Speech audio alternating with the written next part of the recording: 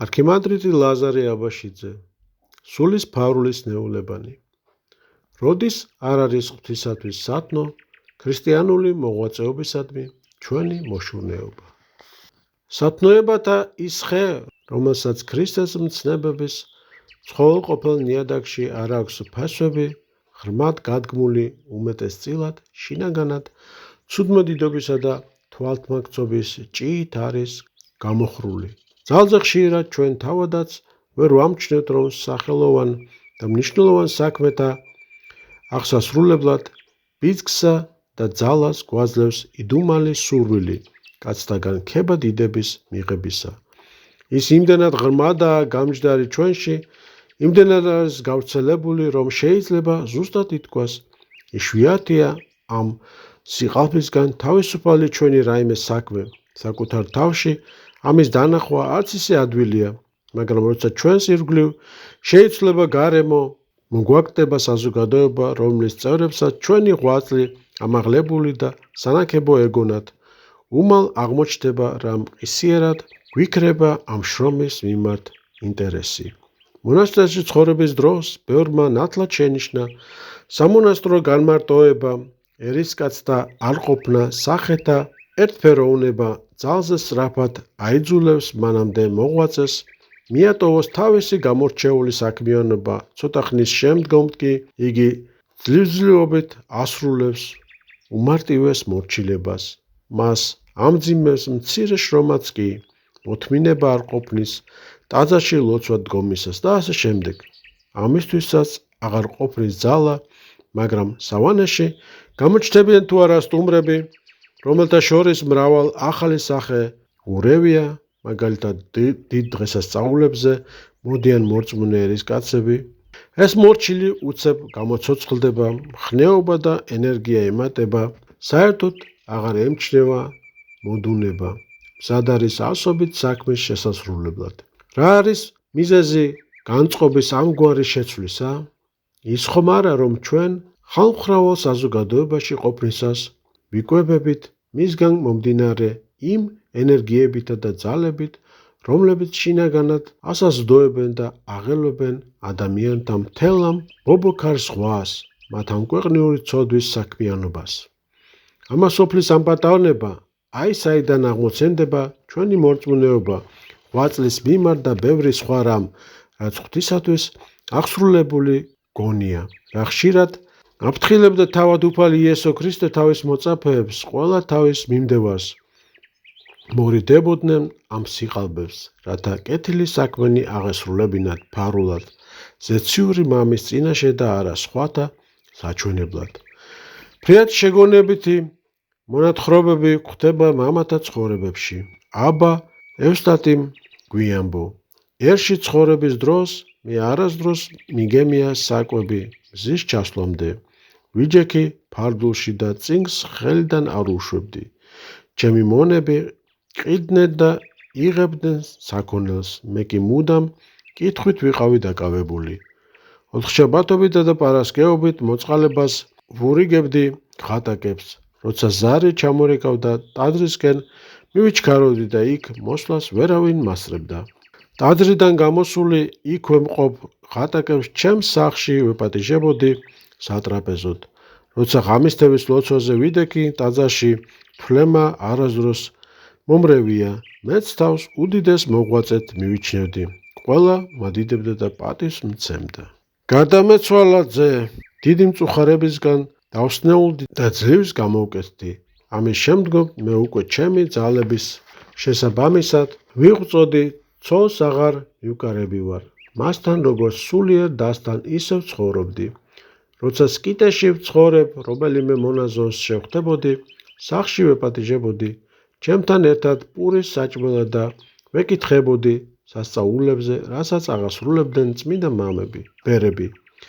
ასე ნელ-ნელა გამოჩნდა მონაზნობის სურვილი. ცოლი მივიყვანე დედათა მონასტერში, თავად კი წავედი სკიტეში, აბა იოანესთან, რომელსაც ვიცნობდი. მან მონაზვნად აღკვეცა. ნეტარ მამას ჩემს გარდა კიდევ ორი მოწაფე ყავდა. ყველა ხედავდა რა ჩემს განსაკუთრებულ გულმოდგინებას ეკლესიაში პატივს მცემდა. სკიტეში დაახლოებით 5 თვე დაუყავი. ამ ხანში ძალზე შემაწუხა სიძვის ეშმაკმა. იგი გულის სიტყვებით მახსენებდა არა მხოლოდ ცოლს, არამედ მონა დედაკაცებსაც, რომლებიც სახლში მყავდა. 1 საათიც კი არ მქონდა მოსვენება ბრძოლისგან. წმინდა ბერს უყურებდი როგორც ეშმაკს და მისი წმინდა სიტყვები განგმირავ ისრებად მეჩვენებოდა. როცა ტაძარში ვიდექი, ხამისთევის ლოცვაზე ძილი მერეოდა და თვალებს ვეღარ ვახელდი. ამის გამო სასწაულკუთილებაში არაერთხელ ჩავარდნილვარ. მებრძოდა ნაყროვანებისა ეშმაკიც. მებრძოდა იქამდე, რომ პურის ნარჩენებს ვიპარავდი და ჩუმად ვჭამდი. სმითაც ჩუმად ვსვავდი. რაღა ბევრი გავაგზელო გულის სიტყვებმა დამიყოლიეს წამოსულიყავი სკიტიდან. გავქცეულიყავი აღმოსავლეთისკენ, დამკვიდრებულიყავი ქალაქში, სადაც არავინ მიცნობდა და იქ მემრუშა ან ცოლი შემერთო. ასეთ ბილწი და ბოროტ განზრახვით აღშფოთებულმა გავატარე 15 თვე. ერთხელ კვირადღის დადგომამდე სიზმარი ვნახე, რომ მივყოფები ალექსანდრიაში და მივდივარ წმინდა მარკოს მოციქულის თაყვანისაცემად. და აი, მოულოდნელად შემომეყარა უამრავი ეთიოპელი. მათ შემაჩერეს, გარს შემომეხვნენ და თითქოს 2 დასად გაიყვნენ. ხელთ ეჭირათ შავი გველები. ერთი თხელები შემიკრეს, მეორე კისერზე რგოლად შემომაგრაგნეს. დანარჩენები, რომლებიც მხრებზე დამადეს, ყურებზე მომიკერნენ, ერთი კი წელზე შემომარტყეს. შემდეგ მოიყვანეს ეთიოპელი დედაკაცები, რომლებიც ოდესღაც სახლში მონებად მყავდა. მათ დამიწყეს კოცნა და სახეში ფურთხება. ამ დედაკაცთა სიმყრალე აუტანელი იყო. გველები ფეხებს, სახეს, თვალებს მიჭამდნენ, ხოლო ირგვლივ მდგომმა ეთიოპელებმა გამაღებინეს პირი და კოვზით მიდებდნენ რაღაც ცეცხლოვანს. შემდეგ დამალევინეს მდუღარე გოგირდიანი კუპრი. როდესაც სიზმრად ყველამ ხილვათაგან ყვიროდი, მოცვიდნენ ძმები და გამომაღვიძეს. ცრემლები ღვარად მდიოდა.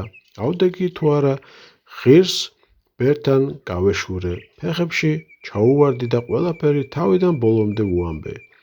ბერმა განმიმარტა ჩემს მიერ ძილში განცდილი ყველა ტანჯვის მნიშვნელობა და მიმითითა მათ მიზეზებზე, ჩემს ვნებებსა და არ გამხელილ გულის სიტყვებზე.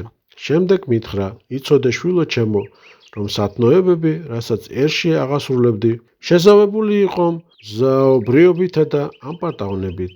შენი ღვიძარება, მარხვა, ეკლესიაში გაუცდელად სიარული, გაღებული მოწყალება, ეს ყოველივე კეთდებოდა ადამიანთა ქების გავლენით. მაშინ ამ მიზეზით არც სურდა ეშმაკს შენზე თავდასხმა. ახლა კი როცა დაინახა, რომ მას შეებრძოლე, აღდგა კიდე ჩემს წინააღმდეგ. ბერმა მიმითითა, მუდამ მეღიარებინა ის გულის სიტყვები, რომლებიც მაშფოთებდნენ, ასე დამოძღვრა და გამომიშვა. ამ დროიდან დავიწყე ჩემი გულის სიტყვების გამხელა და სიმშვიდეც პოვე.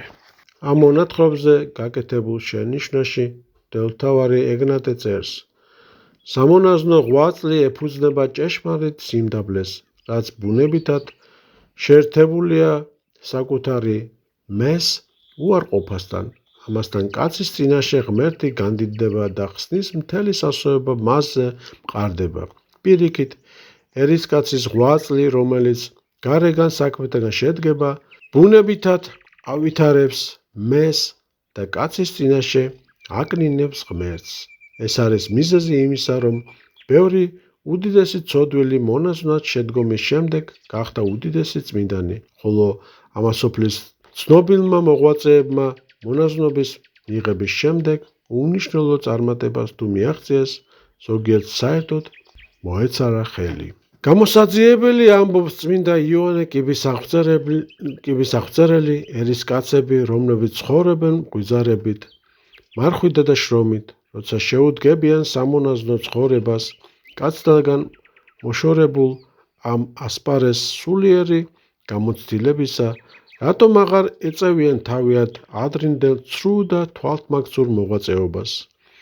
მინახავს ერისკაცთა მიერ დანერგველი ბევრი და სხვადასხვანაირი სათნოება და ხე, რომლებსაც წავდნენ ცუდმედიდობით, ვითარცა უწვინდურებით, სავსე ორმოდან წამოსული სიმყრალით, უვლიდნენ მოჩვენებლობით, საჯაროდ ხალხის დასანახად აღსრულებული საქმეები.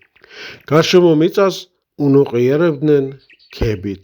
ეს ხეები გადანერგილი ერისკაცთაგან ფეხდაუკარებელ უდაბნოს მიწაზე, სადაც არ მოედინება ცუდმედიდობის მყრალი წყალი, მყისვე გახმა. ხელის შეწყობით გამოსდელ ხეებს არ სჩვევიათ გახარება და ნაყოფის გამოღება მონაზნობის მწիր ნიადაგზე. კონსტანტინოპოლში ცხოვრობდა ორი ღვიძლი ძმა.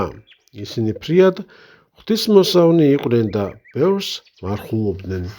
ერთი მათგანი წავიდა რაითაში, განეშორა ამას სოფელს და შედგა მონაზვნად. გავიდა დრო და მისმა ერისკაცმა ძმამ მოინდომა მისი ნახვა. წავიდა რაითაში და მონაზონთან რამდენიმე ხანს დაყო. მან შენიშნა, რომ მისი მონაზონი ძმა საკვებს იღებდა მე-9 ჟამს, შუადღის 3 საათზე. დაბრკოლდა და კითხა: ძმაო, როცა ერში ცხოვრობდი, თავს ნებას არ აძლევდი მზის ჩასვლამდე გეჭამა. მონაზონმა მიუგო: ერში ყოფნისას კაცთა ქებით გამოწვეული ცუდმედიდობით ვიკვებებოდი და ეს მიმსუბუქებდა მარხვის ღვაწლის სიმძიმეს. ერთი ძმა მივიდა ქურმეის მთაზე აბა თეოდორესთან, უდიდეს ბერთან, თავისი ცხოვრებითა და სათნოებით და უთხრა: მამაო, რა ვქნა, ჩემი სული იღუპება. რატომ შვილო ჩემო? კითხა ბერმა. როცა ერში ვცხოვრობდი, ბევრს მარხულობდი და ღვიძარებაში ვიცვთნებოდი, ცრემლი უხვად მდიოდა, გრძნობდი მობიერებასა და მოშურნეობას. ახლა კი როცა ამ სოფელს განვეშორე და მონაზვნად გავხდი, ერთ სათნოებასაც ვერ ვხედავ ჩემში. მერწმუნე შვილო, საერო ცხოვრებაში რომ წარემატებოდი, ამის მიზეზი იყო ამ პატაონება და კაცთა ქება. ისინი ოსტატურად მოქმედებდნენ შენში და გაქეზებდნენ. შენი შრომა ღვთისათვის არ იყო სათნო და ეშმაკიც არადა გაგდებდა, არ გებძოდა და წინ ეღებებოდა შენს ასეთ წარმატებებს. ახლა კი დაგინახა რა მის წინააღმდეგ საომრად გამოსული, შენთან საბრძოლველად აღიჭურვა, მაგრამ ღმერთისთვის უფრო სათნოა ამჟამად შენს მიერ თავმდაბლობით ნათქვამი ერთი ფსალმუნი ვიდრე 1000, რომელსაც ერში ცხოვრებისას ამბობდი. მამაო, ახლა საერთოდ არ ვიცავ მარხვას, ყველა სათნოება წამერთვა. ძმაო, საკმარისია ის, რაც გაქვს. დაითმინე მადლობით და კეთილი იქნება შენთვის. ნამდვილად წაწდა სული ჩემი, თავისას იმეორებდა ძმა. ძმაო, მე შინდოდა არ შემესუსტებინა შენი თავმდაბლობა, ამიტომაც არ მინდოდა თქმა, მაგრამ იძულებული ვარ გითხრა. ამის მიზეზია მოწყინება, სადამდეც ეშმაკა მოგიყვანა. ყურადღებით მოისმინე ჩემი სიტყვები. შენი აზრი, რომ საერო ცხოვრებაში სათნოებანი ქონდა, ამ პატავნებიდან მომდინარეობს. ასე დაღუპა ფარისეველმა თავისი ყველა სიკეთე. ახლა როცა ფიქრობ, რომ საერთოდ არ იქ მკეთილ საქმეს, ეს თანდაბლური აზრი უკვე საკმარისია შენი ცხონებისათვის. ასე განმართლა მეზვერეც, რომელსაც ერთი კეთილი საქმეც არ გაუკეთებია. ცოდვილი ან მცონარე კაცი, რომელსაც შემოსრული და თავმდაბალი გული აქვს, უფრო სათნოა ღვთისათვის, ვიდრე მრავალ კეთილ საქმეთა ამხსრულებელი და მათ გამო თავის თავზე დიდი წარმოდგენით დაავადებული ადამიანი. ძმამ, როცა ეს მოისმინა, მის სულს ნუგეში მოეფინა და ეჭვები გაეფანტა. მან მიწამდე დაუხარა თავი ბერს და უთხრა: ახლა შენი თანადგომით გადარჩენილია სული ჩემი. ყოველივე ზემოთქმული სულაც არ ნიშნავს, რომ ამას სოფლად ჭეშმარიტ სათნოებათა აღსრულება შეუძლებელია, ანუ ყველა მონასტერში უნდა წავიდეს. არც იმას ნიშნავს ჩვენთვის უმჯობესად მივიჩნიოთ გარეგან მოღვაწეობაზე საერთოდ უარის თქმა, რათა ცუდმედიდობასა და ამ პატავნებაში არ ჩავარდეთ. არა, მაგრამ ყოველივე ზემოთქმულმა უნდა გამოგვაფხიზლოს სიფრთხილე, წინდა ხედულობა შეგვძინოს. გვმართებს შევიგნოთ, რომ ადამიანთა საზოგადოებაში ესოდენ ძლიერად მოქმედებს სხვადასხვა ვნება, როგორც მოციქული ამბობს, გულისთქმაი ხორცთაი და გულისთქმაი თვალთაი და სილაღე ამის ცხოვრებისაა. 1 იოანეს 1:16. ეს ქვეყანა მუდამ ამ სულით ცხოვრობდა, მაგრამ ეს დამღუპველი ვნებები განსაკუთრებით მომძლავრდა ჩვენს დროში. ამიტომ ყოველ საქმეს, რომელმაც შეიძლება მის შესრულებას ქება და პატივისცემა მოუტანოს, აუცილებლად მიემსჭვალება ცუდმა დიდობისა და ამპარტავნების დამღუპველი ვნება. თუ ამ საქმის მქმნა თავმდაბლობისა და თავის დამცირების მარილით არ არის შეზავებული, რა თქმა უნდა, ამ ქვეყნადაც საჭიროა მოღვაწეობა, უდიდესი დაკვირვება საკუთარ გარეგან ქცევაზე, მრავალი ხორციელი სათნოებისა და ღვაწლის აღსრულება, მაგრამ აუცილებელია ნიადაგ გაფაციცებით ვადევნოთ თვალყური გულს, რაითა გარეგანის აღსრულებამ ზიანი არ მოუტანოს შინაგანს. ამისთვის საჭიროა სწორედ შეფასდეს შინაგანი და გარეგანი საქმე, გაირკვეს ერთისა და მეორეს მიზანი და ზუსტად შეირჩეს მათი საზომი.